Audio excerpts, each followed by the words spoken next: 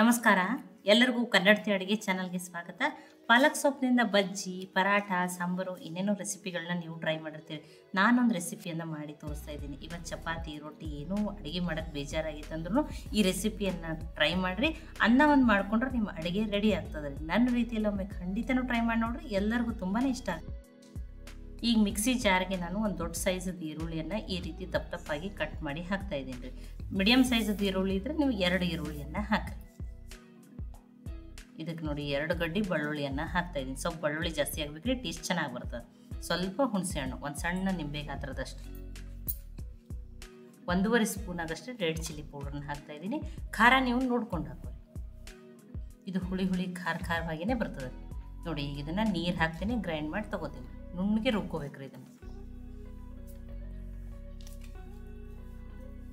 ನೋಡಿ ನುಣ್ಣಗೆ ರುಬ್ಕೊಂಡು ತೊಗೊಂಡಿದ್ದೀನಿ ರೀ. ಇದನ್ನ ಈಗ ಅನ್ಕತಕ್ಕ ಸೈಡಿಗೆ ಇಡ್ತೀನಿ ರೀ. ಈಗ ಒಗ್ಗರಣೆ ಹಾಕ್ತೀನಿ ರೀ. ಈಗ ಪ್ಯಾನ್ಗೆ ನಾನಿಲ್ಲಿ 3 ಸ್ಪೂನ್ ಆಗಷ್ಟೇ ಎಣ್ಣೆಯನ್ನು ಹಾಕ್ತಾ ಇದ್ದೀನಿ ರೀ. ಸ್ವಲ್ಪ ಎಣ್ಣೆ ಜಾಸ್ತಿ ಹಾಕ್ತದೆ ರೀ ಇದಕ್ಕೆ. 1 ಸ್ಪೂನ್ ಆಗಷ್ಟೇ ಉದ್ದಿನಬೇಳೆ, 1 ಸ್ಪೂನ್ ಆಗಷ್ಟೇ ಕಡಲೆಬೇಳೆ, ಒಂದು ಅರ್ಧ ಸ್ಪೂನ್ ಆಗ ಸಾಸಿವೆ, ಒಂದು ಅರ್ಧ ಸ್ಪೂನ್ ಆಗಷ್ಟೇ ಜೀರಿಗೆ, ಒಂದು ಸ್ವಲ್ಪ ಕರಿಬೇವು ಸೊಪ್ಪು, ಒಂದು 2 ಒಣ ಮೆಣಸಿನ್ಕಾಯಿನ ಹಾಕ್ತಾಯಿದ್ದೀನಿ ನೋಡಿ. ಇದನ್ನು ಫ್ರೈ ಮಾಡ್ಕೊತೀನಿ ರೀ. ಆ ಕಡಲೆಬೇಳೆ, ಉದ್ದಿನಬೇಳೆ ಎಲ್ಲ ಲೈಟಿಗೆ ಕೆಂಪು ಕಲರ್ ಆಗಲಿ ನೋಡಿ. ಕೆಂಪು ಆದಮೇಲೆ ಸ್ವಲ್ಪ ಹಿಂಗನ್ನು ಹಾಕ್ತೀವಿ. ಲೋ ಫ್ಲೇಮ್ದಲ್ಲಿ ಇಟ್ಟೇ ಹಾಕ್ರಿ, ಇಲ್ಲಾಂದರೆ ಹಿಂಗೆ ಬೇಗನೆ ಸೀದ್ ಹೋಗ್ತದೆ. ಹಿಂಗೂ ಫ್ರೈ ಆಗಿದೆ ರೀ. ಹಿಂಗೆ ಫ್ರೈ ಆದಮೇಲೆ ಆ ರುಬ್ಬಿಟ್ಕೊಂಡಿರುವಂಥ ಈರುಳ್ಳಿ ಮಸಾಲೆ ಏನೈತೆ ಅಲ್ರಿ ಅದನ್ನು ಹಾಕ್ತಾಯಿದ್ದೀನಿ. ಈಗ ಇದನ್ನು ಮಿಕ್ಸ್ ಮಾಡ್ಕೊಂಡ್ರಿ ನೋಡಿರಿ. ಇದು ಎಣ್ಣೆ ಜೊತೆ ನೀಟಾಗಿ ಮಿಕ್ಸ್ ಆಗಲಿ ನೋಡಿ. ಅಂದ್ರೆ ಮಿಕ್ಸ್ ಮಾಡಿದ್ಮೇಲೆ ಒಂದು 2 ನಿಮಿಷ ಆಗಷ್ಟು ನಾನು ಬೇಯಿಸ್ಬಿಟ್ಟೇ ತೊಗೊಂಡಿದ್ದೀನಿ ನೋಡಿ. ಹಾಗೇ ಬೇಯಿಸಿದ್ದೀನಿ ನೋಡಿ. ಮೀಡಿಯಮ್ ಫ್ಲೇಮ್ದಲ್ಲಿಟ್ಟೇ ಬೇಯಿಸ್ರಿ.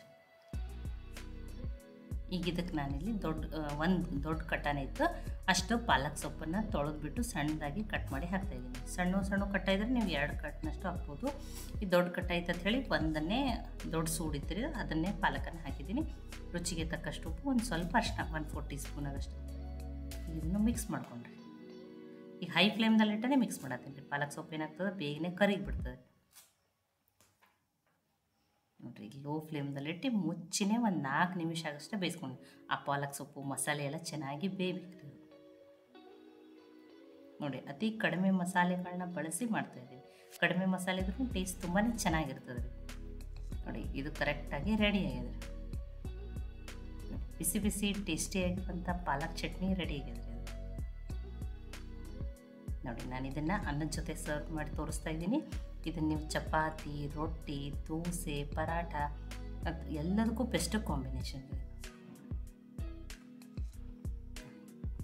ಬಿಸಿ ಬಿಸಿ ಅನ್ನದ ಜೊತೆ ಈ ಪಾಲಕ್ ಚಟ್ನಿ ಹಾಕ್ಕೊಂಡು 1 ಸ್ಪೂನ್ ಇನ್ನೊಂದು ಸ್ವಲ್ಪ ತುಪ್ಪ ಹಾಕ್ಕೊಂಡು ತಿಂದರೆ ಟೇಸ್ಟ್ ತುಂಬಾ ಚೆನ್ನಾಗಿರ್ತದೆ ರೀ ನೋಡಿ.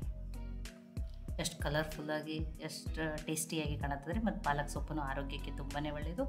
ಇದೊಂದು ತುಂಬ ಟೇಸ್ಟಿಯಾಗಿರುವಂಥ ರೆಸಿಪಿ ರೀ. ನೀವು ಸೊಪ್ಪಿಂದ ಪರಾಠ, ಸಾಂಬಾರು ಏನೇನೋ ಟ್ರೈ ಮಾಡಿರ್ತೀರಿ. ಈ ಪಾಲಕ್ ಸೊಪ್ಪಿನ ಚಟ್ನಿ ಟೇಸ್ಟೂ ತುಂಬಾ ಚೆನ್ನಾಗಿರ್ತದೆ ರೀ. ಇದು ಸ್ವಲ್ಪ ಹುಳಿ ಖಾರವಾಗಿರ್ತದೆ ರೀ. ಇಲ್ಲ ನಮ್ಗೆ ಅಷ್ಟು ಹುಳಿ ಇಷ್ಟ ಅನ್ನೋರು ಸ್ವಲ್ಪ ಬೆಲ್ಲವನ್ನು ಹಾಕೋಬೋದು, ನಡೀತದೆ ರೀ. ತುಂಬ ಟೇಸ್ಟಿಯಾಗಿರುವಂಥ ಪಾಲಕ್ ಸೊಪ್ಪಿನ ಚಟ್ನಿ ರೆಡಿಯಾಗಿದೆ ರೀ. ಈ ಪಾಲಕ್ ಸೊಪ್ಪಿನ ಚಟ್ನಿ ರೆಸಿಪಿ ನಿಮ್ಗೆ ಇಷ್ಟ ಆಗಿದ್ರೆ ಲೈಕ್ ಮಾಡಿ, ಶೇರ್ ಮಾಡಿ, ಕಮೆಂಟ್ ಮಾಡಿ.